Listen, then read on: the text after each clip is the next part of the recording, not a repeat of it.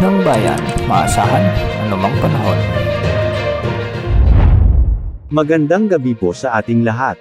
Narito ang update sa lagay ng panahon ngayong Sabado hanggang bukas, June 2, 2024. Patuloy na magdadala ng mainit na panahon ng easterly sa bansa at hindi naman inaasahan na magdadala ito ng malawakang pag-ulan sa ating bansa.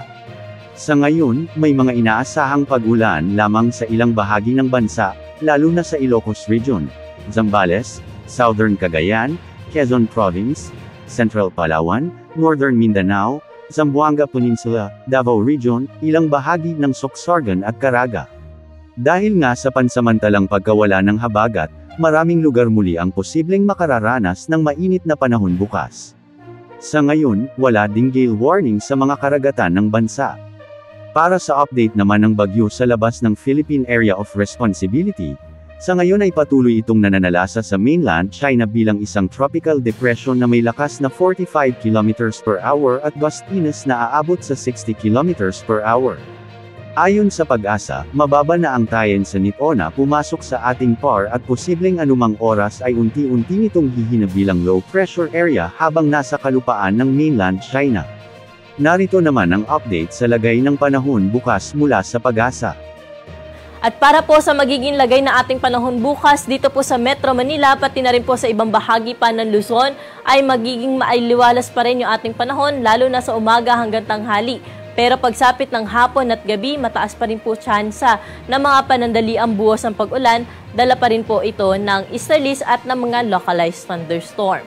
Pwede po natin i-monitor yung ating mga thunderstorm na advisory na pinalalabas po natin sa ating mga social media accounts.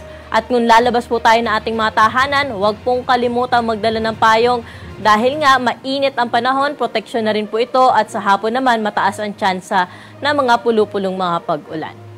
Temperatura po natin bukas dito sa Metro Manila ay mula 27 hanggang 35 degrees Celsius, sa Baguio City 16 hanggang 26 degrees, may kainitan naman sa Tuguegarao, aabot sa 36 degrees ang pinakamataas na temperatura bukas, sa Luwag naman ay 34 degrees Celsius.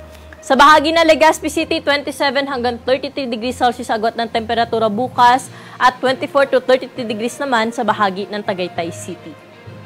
Dumako naman tayo sa Puerto Princesa, 26 to 32 degrees Celsius agad ng temperatura bukas, 27 to 32 degrees naman sa Calayan Islands. Sa mga kababayan naman po natin sa bahagi ng Visayas at Mindanao, wala pa rin ho tayo naasahan dyan na malawakang mga pag-ulan, kaya magpapatuloy yung kanilang naranasan na maaliwalas na panahon. Pero maging handa pa rin dahil sa hapon at sa gabi, mataas yung tsansa ng mga isolated rain showers, dala pa rin po ito ng easterlies at ng mga localized thunderstorm. Temperatura po natin bukas sa Iloilo ay 27 to 34 degrees Celsius, sa Metro Cebu at sa Tacloban naman, 32 degrees Celsius yung pinakamataas na temperatura.